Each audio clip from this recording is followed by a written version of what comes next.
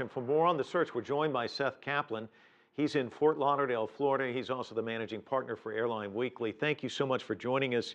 What do you make of the Australian Prime Minister's comments on Friday? Seemed very optimistic. He did, although tempered somewhat by comments from none other than Angus Houston, who's actually in charge of the search for Australia. So you have the Prime Minister seeming very confident, and the person actually in charge of the search sort of walking back the Prime Minister's comments just a bit and saying, look, we're not all that close yet. You know, on one hand, you have these apparent signals which should be unmistakably from the black boxes, this 37.5 kilohertz signal, which is designed precisely to not sound like anything else.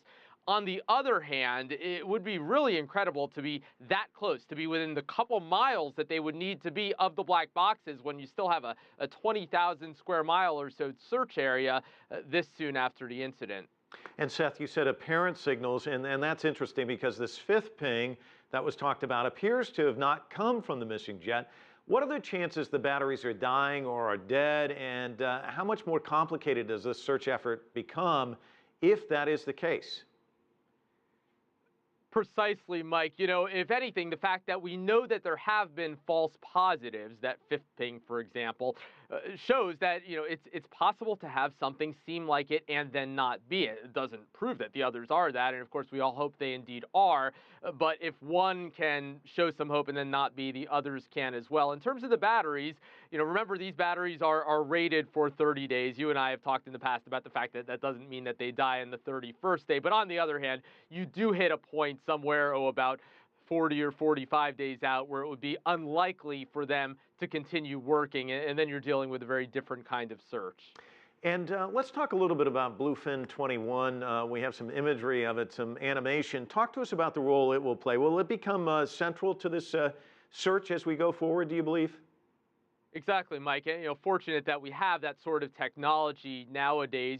You and I have talked in the past about Air France Flight 447, for example, off the coast of Brazil. You know, another incident from a lot longer ago also comes to mind. There was South African Airways Flight 295 on its way from Taipei to Johannesburg via Mauritius about a quarter century ago, which tragically crashed in the Indian Ocean, and in fact at a depth even a bit deeper than we think this wreckage might be at. That was more than 3 miles deep. The pingers had stopped working, and about a year and a half later, they managed to find the cockpit voice recorder, although in that case, never the data recorder. So even with that quarter-century-old technology, they managed to find that back then. So yes, Bluefin 21 and other very modern technology, much better imagery, side-scanning sonar that takes rather good pictures of the ocean floor would come into play. Although again, you know, even when we talk about those past incidents, whether it's South African Airways or Air France or others, those were all incidences where we had a much better idea of where those aircraft went down. So that remains the challenge here, that we can only hope that they have indeed narrowed the search area down as much as Prime Minister Abbott is confident that they have. And Seth, locating the flight data recorders, the wreckage, that's just one part of this. Recovering it, though, will take a lengthy period of time, won't it?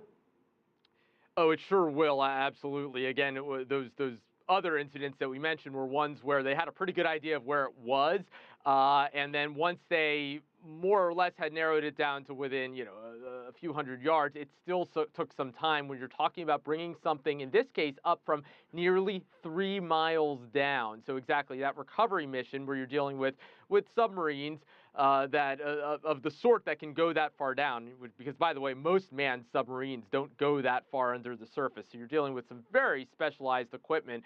Then that'll take time. And even then, Mike, as we've discussed before as well, you're still dealing with a voice recorder that will only have worked for the final 2 hours of the flight. So we won't even have on the voice recorder when the incident began. The possibility then existing that, you know, if you had one person acting alone in the cockpit, unless that person was literally talking to themselves, we might not hear very much useful information on the voice recorder, whereas the data recorder, at least on a much longer loop, and would give us some useful information. But a long, long way before we're even dealing with analyzing anything on recorders that we certainly haven't found, nor, as you said, brought to the surface. Seth, a year after the 9/11 tragedy, I did a story on the fact that it was the worst day in aviation history, but also one of its greatest milestones in the fact that all these airlines were able to ground their fleets, bring them down. It had never happened before. Are we likely to look at this in much the same way as an enormous tragedy, and yet it brought all these countries together in doing this search, which has been quite an undertaking? Indeed, it has, and Angus Houston, who we mentioned a moment ago in a different context, also emphasized how appreciative he was, in particular, of China's efforts, for example, as well as those other countries that have been involved, the U.S. and the U.K., for example, and Malaysia.